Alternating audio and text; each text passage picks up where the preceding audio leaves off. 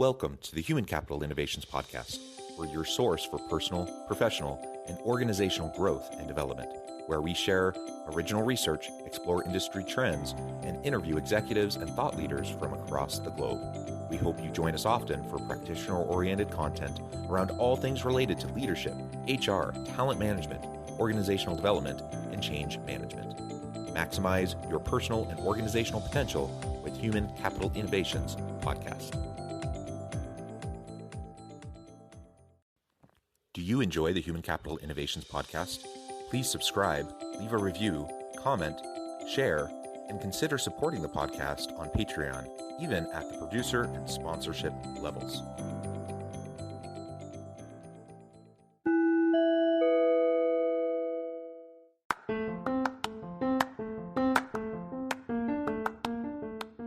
Welcome to the Human Capital Innovations Podcast. In this HCI Podcast episode, I talk with Carrie-Lynn Hotson about interview preparation and common errors people make.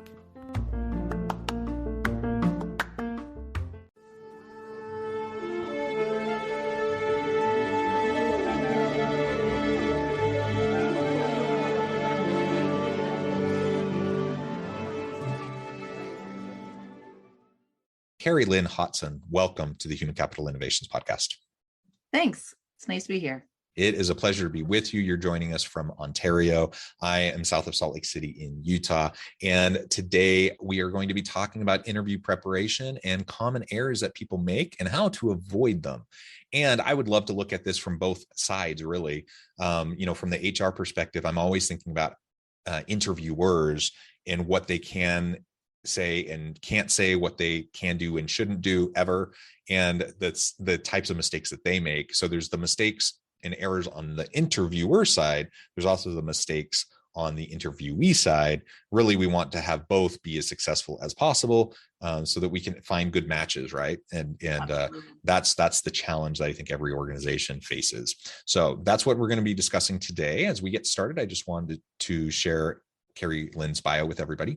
Carrie-Lynn holds a Bachelor of Arts Honors from Carleton University in Criminology and has a postgraduate certificate in Human Resource Management. She has worked for 25 years as a coach, leader, facilitator, and HR senior manager. 6 years ago, she started a business entitled Job Interview Coach, based entirely on her desire to help people better understand the interview process and develop a confidence to rock their next interview. Carrie-Lynn is also an aspiring author. Her nonfiction business guide illustrates the importance of organizations to uncover the underlying needs, interests, and issues facing their employees. The book provides leaders with strategic tools, assessments, and practices they can utilize in knowing who you lead, and it will be available to readers this summer. Carrie-Lynn, a pleasure to have you. Anything else you would like to share with me and my listeners before we dive on into the conversation?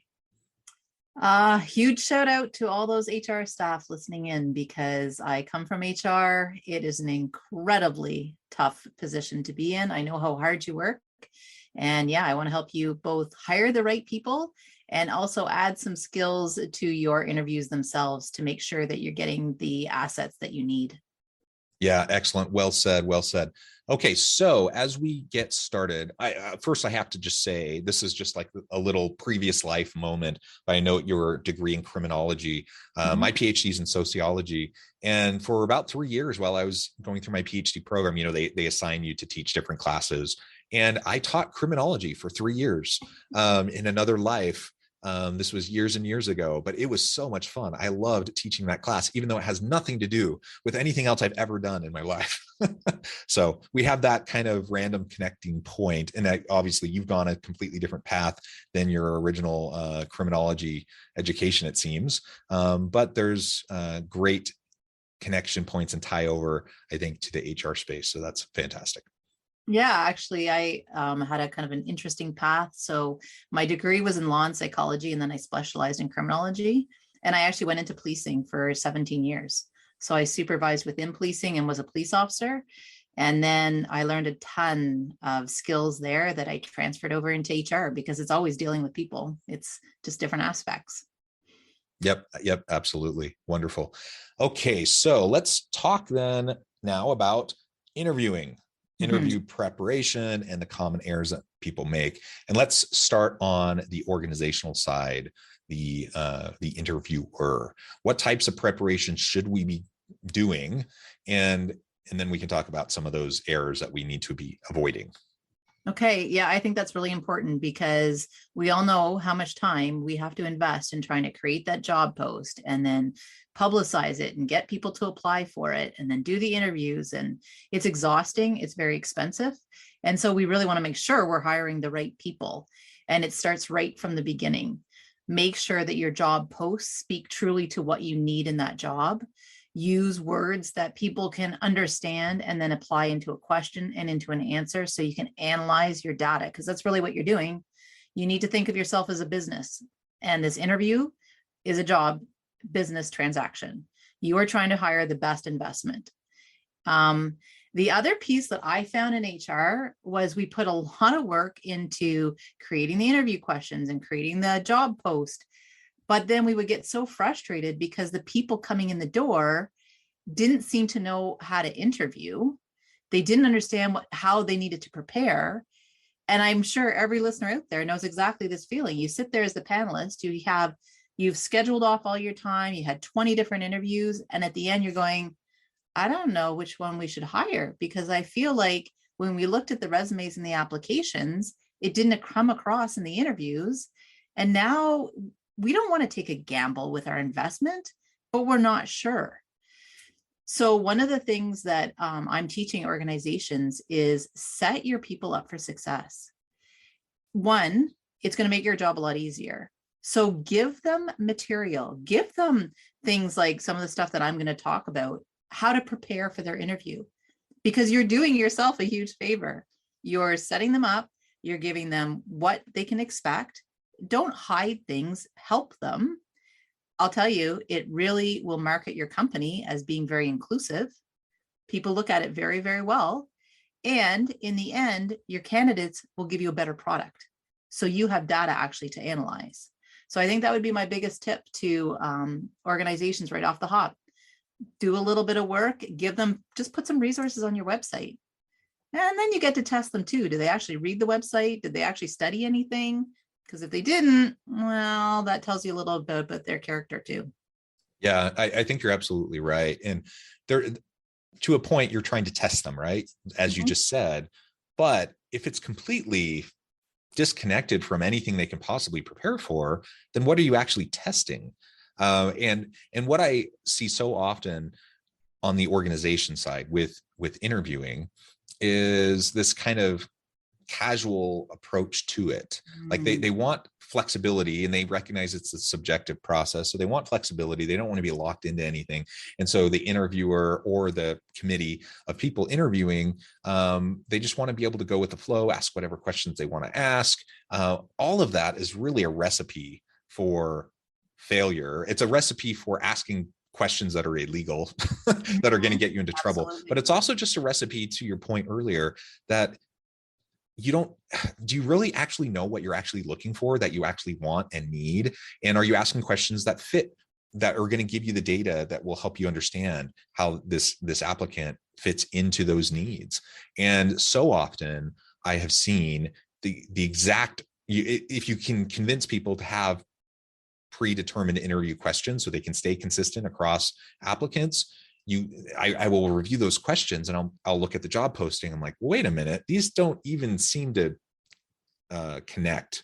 So what do you really want? Is the job posting off? Are the interviews off? Are both off? Like, what's actually going on here? Let's make sure we get our ducks in a row, actually know what we want. If there's a hiring committee, make sure everyone's on the same page, that everyone on the committee, even though they have different perspectives, they're still going to know what the goal is and what the needs are of the organization hiring for this position. Let's make sure we do that work up front. Not only will that help us as the on the employer side do a better job of screening, but like you said, we're setting people up for success. So instead of them trying to read our minds and figure out what is needed, they can put their best foot forward and demonstrate the skills, the competencies, the capabilities that are going to help them be successful in the job. That's what we want to know. And if we don't know those things, we're flying completely blind, and we might as well just be pulling a name out of a hat almost.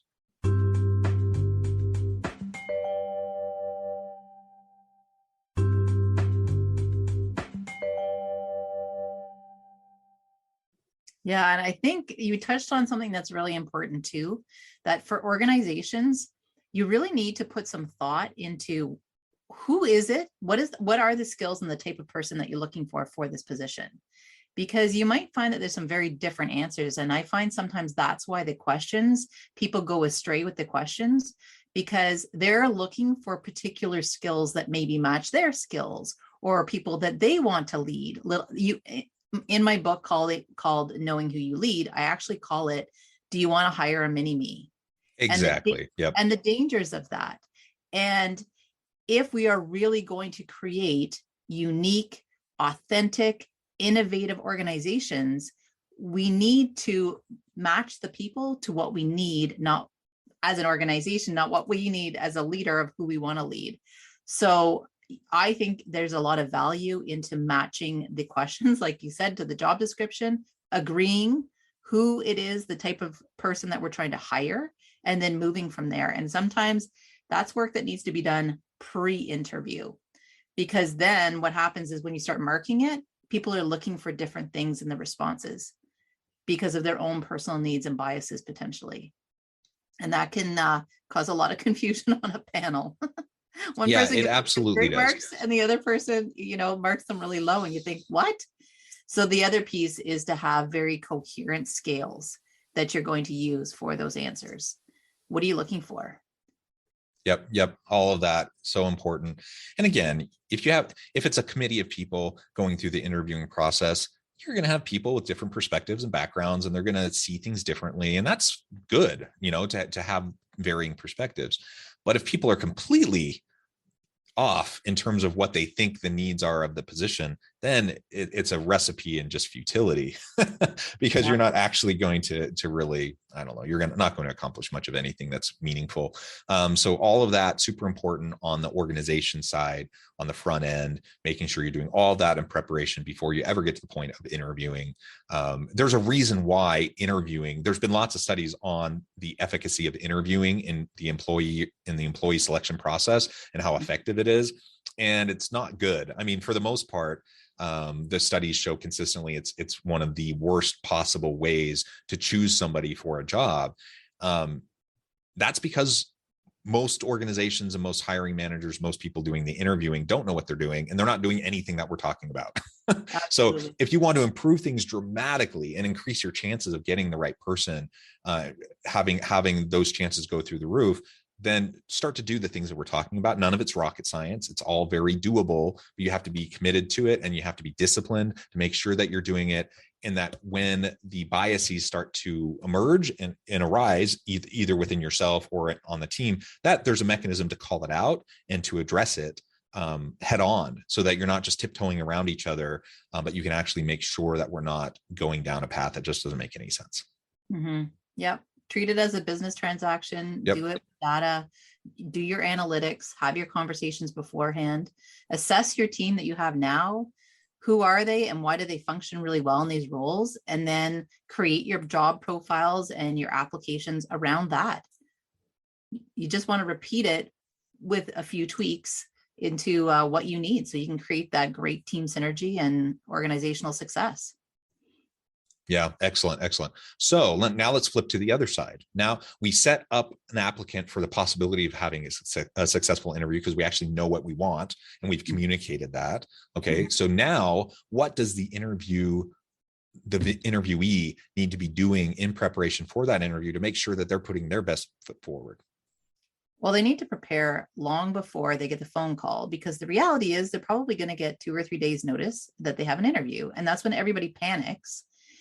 And my whole piece working with clients and, doing a lot of the resourcing that I'm doing is explaining that interviewing is a skill. You have to learn how to do it. You have to interview to the job that you're applying to. So you need to understand what that job is, and you need to practice for success. The time is not to practice in the middle of the interview and just say, oh, well, I can come up with an answer. No, because this is really you putting into practice all the stuff you put into that resume. And so I tell them, yes, it's a business transaction, but I want you to think, this piece of paper, this resume, this application that you hand in to all these employers, how much did that cost you? How much was that education? How much was all that work experience, all that extra training you had to do? Maybe you had to do some volunteer work or internship that you didn't really get paid for. So literally, if you put a value on your resume, how much is it? And now you don't put any time, practice, or effort into the interview. It doesn't make any sense, because guess what? And you and I both know from an HR perspective, we got 500 of these resumes. We have a whole pile that look almost the same as yours does. They're not that different. You all screened in because you've hit the key indicators we're looking for. How are you going to now bump yourself to the top of that pile that we hire you? Well, that's all going to be based on the interview. Right or wrong, it's our 45-minute glimpse into who you are, and you have got to be able to nail it. You have to give me the detail, you have to give me the proof, you have to give me the examples, and you have to link it to the job that I want to hire you for, so that I believe you are by far my best asset. You're the one I need to invest in. And you're never going to be able to do that if you haven't practiced. Right. So preparation, obviously, practice makes perfect. Thinking through the types of questions you may be asked, actually literally sitting down with somebody to practice going through answers. And I don't care how experienced you are as being interviewed. If you've been through 1,000 interviews, you still need to practice. And every interview is going to be different. Every organization is different. Just like you can't have one generic resume that you send out to every potential employer, you can't have canned responses to common interview questions that are going to be exactly the same for every person you interview with, right? Because Absolutely. They're going to be looking for different things. And so you have to understand who they are as an organization, what their needs are, what their values are, what their team dynamics are to the best extent possible that you can ascertain that. And then practice with the types of answers that are going to resonate with them. Put your best foot forward. If you truly believe that you have the competencies and capabilities to help them be successful, and that this is a job that not only is going to, you're a good fit for them, but they're going to be a good fit for you in your career, then put the time in to make sure that you can demonstrate that to them, that you can really help them to see it in you. And that's something that I think so many people just don't do. Even if they do all the traditional kind of preparation pieces, they don't think about it in terms of, how am I going to respond specifically to this organization, perhaps even differently than I responded to the interview I had 2 days ago. Well, and that's a good point, because you don't know, you can't edit your own stuff. It's impossible. So I've definitely learned this in writing a book. I've had it edited 4 times now, because I can't see what other people see. I can't read what other people read. I can't figure out where there needs to be more detail.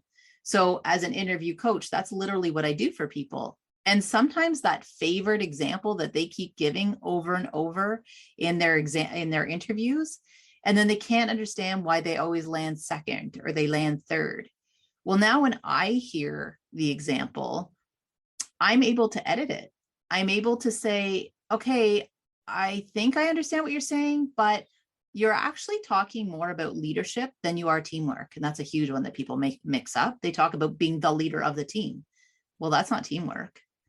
They're very different competencies. So people will be giving this, well, I've been giving that example forever. Well, I know, but it was the wrong one. So but nobody told you. We can't debrief you on your answers after and say, that was great, this one wasn't. So you need to find somebody that can help you do that. The other really neat part is that I teach people how to really understand what the job's looking for.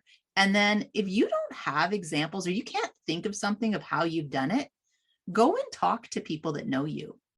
It's going to take time, but guess what? You might get the best example about problem solving that you hadn't even thought of, because it's what somebody else has observed in you. And I do this a lot too. Like, I let them talk on and on and on and giving me their answers. And then we end up using elements of it later on, because I'll say, can you tell me more about that project you were talking about earlier? Tell me how you did that. What skills did you use? How did you come up with that solution, et cetera, et cetera. And they start to generate examples they didn't even know they had.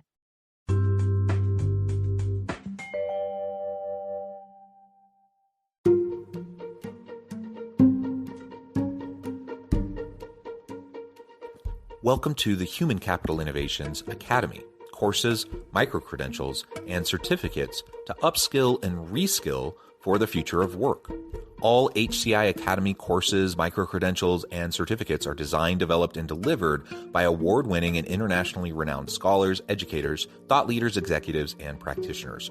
Our courses, micro-credentials, and certificates will help you make your mark on the future of work and make an immediate impact in your organizations. Check out the HCI Academy and our many course offerings and certificates to upskill and reskill for the future of work.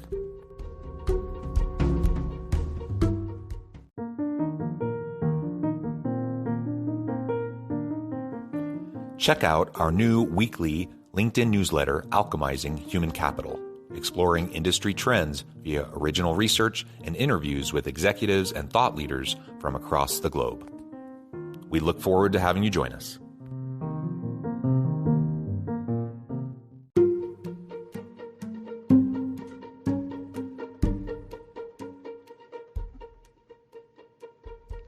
Check out Human Capital Innovations magazine, Human Capital Leadership. Human Capital Leadership is a free, interactive e-magazine with the mission to help individuals, leaders, and organizations find innovative approaches to maximize their human capital potential. We publish issues quarterly in August, November, February, and May. Take a look at the latest issue and let us know what you think.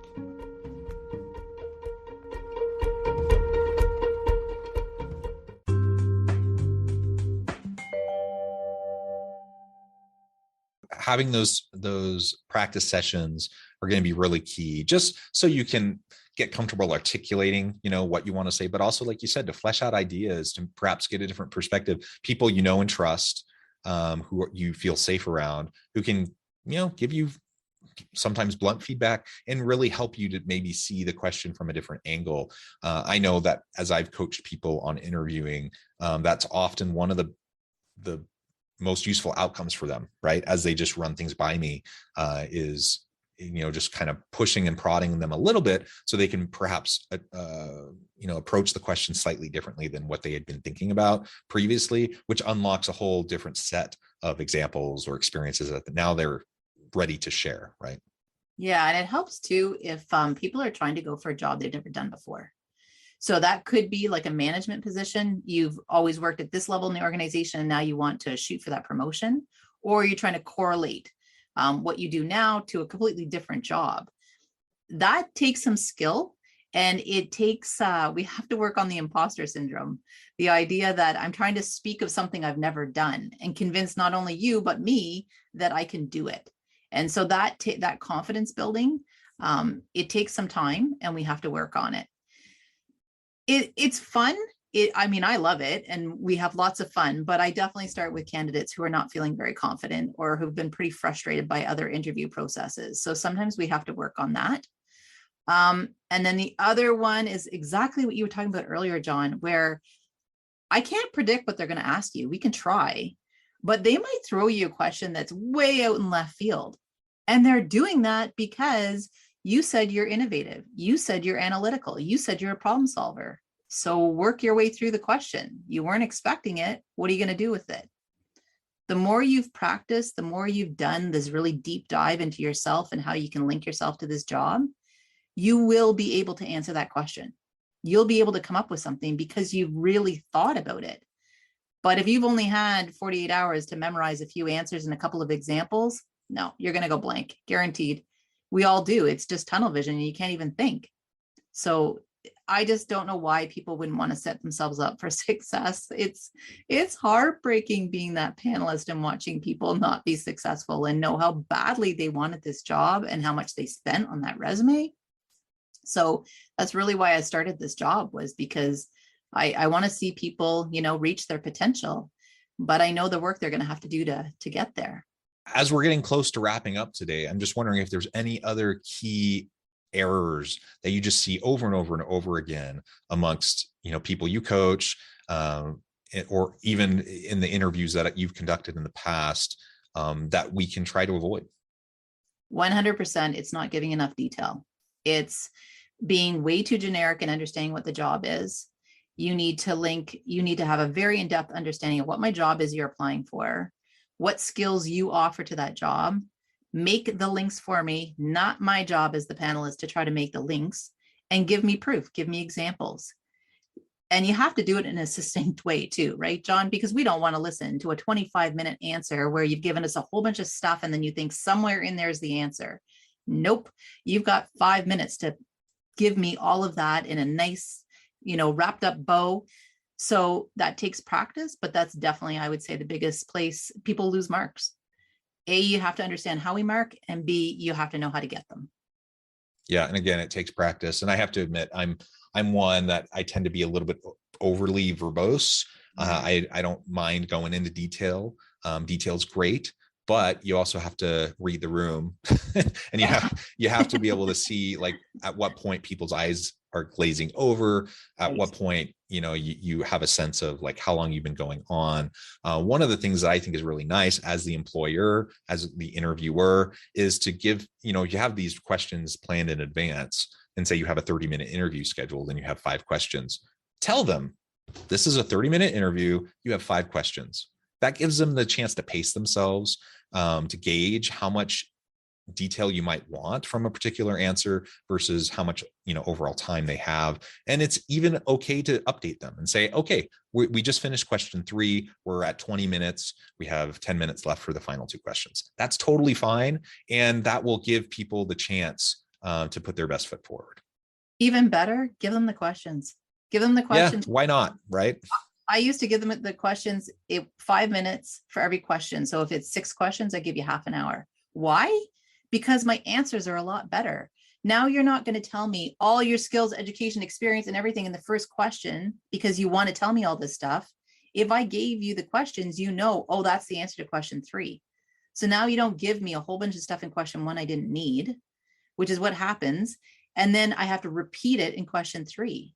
So it actually made the interviews a lot better. People could organize themselves and organize their thoughts. And it was easier as a panelist. So I say, give them the questions, and definitely put the questions in front of them. And in a Zoom interview, you can do it easily. Just pop them up on the screen. It's very hard if you're testing the person's only their verbal working knowledge. 10% of us are verbal listeners. 10%. Most of us need to see it or do it in addition. So if I actually get to read the words of the question and refer back to it as I'm answering the question, then you're going to get the full answer. Otherwise, I'm supposed to retain everything you asked me and answer it, and then I forget an element. Well, because I didn't have the question. So I think there's a lot of ways that you can set people up, and your interviews will be a lot better, and you will thank me as panelists, I guarantee it. And as candidates, you just need to practice, really know what you're interviewing for, and work with somebody. Invest in yourself. It's absolutely worth it. Well said, Carrie-Lynn. It has just been a pleasure. I note the time. I'm going to have to let you go here in just a minute. But before we wrap things up for today, I just wanted to give you a chance to share with listeners how they can get connected with you, find out more about your work, and then give us a final word on the topic for today. For sure. So hashtag Carrie-Lynn Hotson, all one word. That will help you find all of my YouTube videos. I've created a whole bunch of free resources for people to learn more about interviewing. And my website is www.jobinterviewcoach.ca. I've got an online course, I have an ebook, I have YouTube videos, and I do one-on-one coaching. And it's a lot of fun. And I learn more and more about every job out there and help people rock their interviews. Awesome. Thank you so much. It's been a pleasure. I encourage listeners to reach out, get connected, find out more about what Carrie-Lynn can do for you to rock that next interview. And as always, I hope everyone can stay healthy and safe. They can find meaning and purpose at work each and every day. And I hope you all have a great week.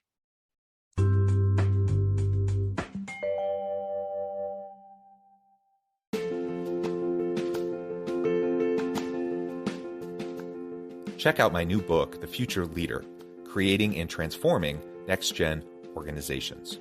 Stemming from 2 decades of professional experience and over 600 in-depth interviews with executives, thought leaders, and scholars from across the globe, The Future Leader will help you explore the ordinary, everyday actions that will help you to prepare to lead in the future of work, to respond to an uncertain future, and to produce extraordinary results for individuals, teams, and organizations.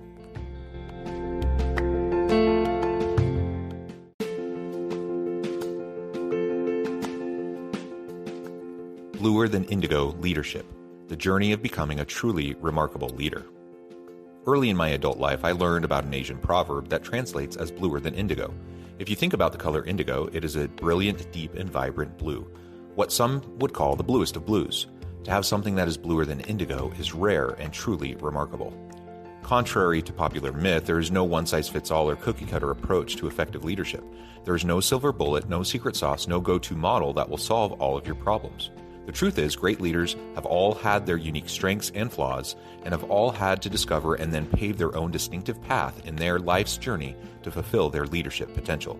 Bluer Than Indigo Leadership will help you discover your own path and explore those ordinary, everyday actions that will help you respond to an uncertain future and produce extraordinary results for individuals, teams, and organizations.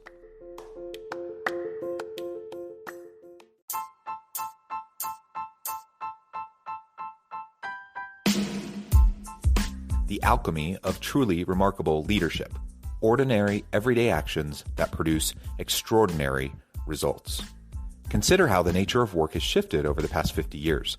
With increased globalization, rapid technological advancement, and the shift in economic composition, the average job of today looks very different than the average job of 50 years ago. What will the jobs and organizations of tomorrow look like? Moreover, what does this all mean for organizational leaders? What are the core competencies and capabilities of organizations and their leadership that are prepared for continued disruption and geopolitical and socioeconomic shifts? Regardless of what the future holds, increasingly, leaders need to be socially minded, data-driven, decisive, champions of talent, and disruptors of the traditional notions of leadership, teams, organizations, and work. The alchemy of truly remarkable leadership will help you to explore your own leadership competencies and capabilities and consider ways to apply and implement them into your workplace and personal life.